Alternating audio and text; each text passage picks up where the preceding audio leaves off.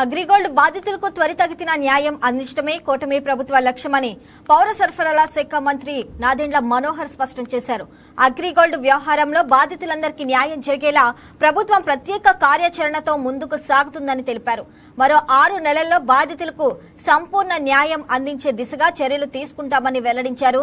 గత ప్రభుత్వ హయాంలో అగ్రిగోల్డ్ కు సంబంధించిన కీలక భూముల రికార్డులు ధ్వంసం కావడంతో పాటు సిఐడి వద్ద ఉన్న హార్డ్ డిస్కులు కూడా మాయమయ్యాయని మంత్రి ఆరోపించారు.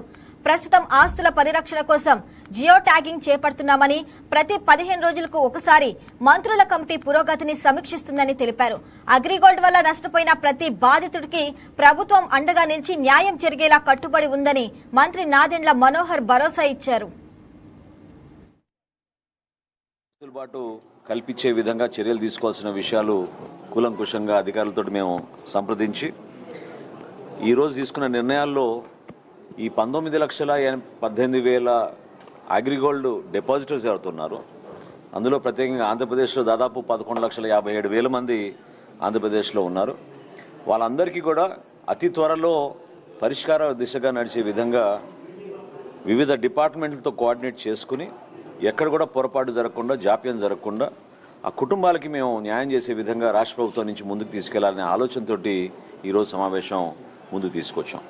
దాదాపు 6,380 కోట్ల రూపాయలు అగ్రిగోల్డ్ బాధితుల దగ్గర నుంచి డిపాజిట్స్గా తీసుకున్నారు. అందులో గతంలో గౌరవ ముఖ్యమంత్రి గారు చంద్రబాబు నాయుడు గారు ముఖ్యమంత్రిగా ఉన్నప్పుడు 2014-19లో సుమారు 882 కోట్ల రూపాయలు ఇప్పటి వరకు మన ప్రభుత్వం నుంచి గ్రాంట్ ఇన్ ఎయిడ్గా వీళ్ళకి అందించడం జరిగింది. సో ఆ డబ్బు ఏదైతే అందించామో దాన్ని బేస్ చేసుకుని స్పెషల్ కోర్టు ఏర్పాటు చేయాలనే ఒక నిర్ణయం గౌరవ ముఖ్యమంత్రి గారు ఆల్రెడీ సూచించారు.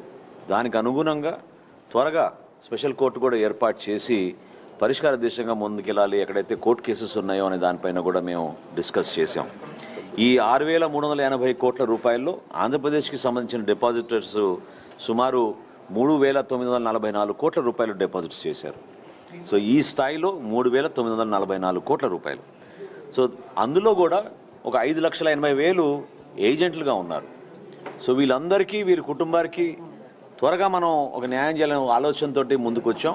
గతంలో కూడా ఒకసారి ఏజెంట్స్ దగ్గర దాదాపు 2,000 కోట్ల రూపాయల బాండ్స్ ఉన్నాయనేది సమాచారం అందినప్పుడు సిఐడి డిపార్ట్మెంట్ వాళ్ళని ఆహ్వానించి ఆ బాండ్స్ వాళ్ళకి అందించమని, ఆ వివరాలు ఇమ్మని కోరగా అది ముందు తీసుకెళ్ళలేకపోయారు.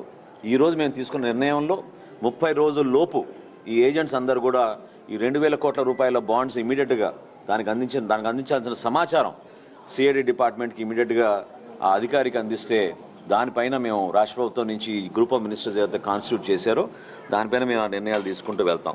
సుమారు 23,599 ఎకరాలు ఈ 8 రాష్ట్రాల్లో కూడా, ఎక్కువగా 4 రాష్ట్రాల్లో ప్రధానంగా ఎక్కడైతే మేము ఆస్తులు గుర్తించామో వీటిని ఆల్రెడీ జియో ట్యాగ్ చేసి వీటికి పూర్తి స్థాయిలో రక్షణ కలిగించే విధంగా ఈరోజు రెవెన్యూ మినిస్టర్ గారు కూడా ఇమీడియట్గా ఇన్స్ట్రక్షన్స్ ఇచ్చే విధంగా ఆ నిర్ణయాలు తీసుకున్నారు. జిల్లాల వారీగా పూర్తి వివరాలు తెప్పించుకుని ఎక్కడ కూడా జాప్యం జరగకుండా ముందుగా ఈ ప్రాపర్టీస్ని పరిరక్షణ చేస్తూ రాబోయే రోజుల్లో వీటిని ఆక్షన్ చేసి ఈ స్పెషల్ కోర్టు ద్వారా తప్పకుండా వీరికి న్యాయం జరిగేటట్టు ఈ కుటుంబాలకి ఆ వెసులుబాటు కల్పించడానికి, ఒక భరోసా కల్పించడానికి మా కూటమి ప్రభుత్వం ఖచ్చితంగా ఒక 6 నెలల లోపే ఈ పరిష్కారం చేయాలనే ఒక నిర్ణయంతో మేము ప్రతి 15 రోజులకు ఒకసారి మా గ్రూప్ ఆఫ్ మినిస్టర్స్ సమావేశమై అధికార యంత్రాంగాన్ని ముందుకు తీసుకెళ్లే విధంగా ఒక నిర్ణయం ఈరోజు తీసుకోవడం జరిగింది.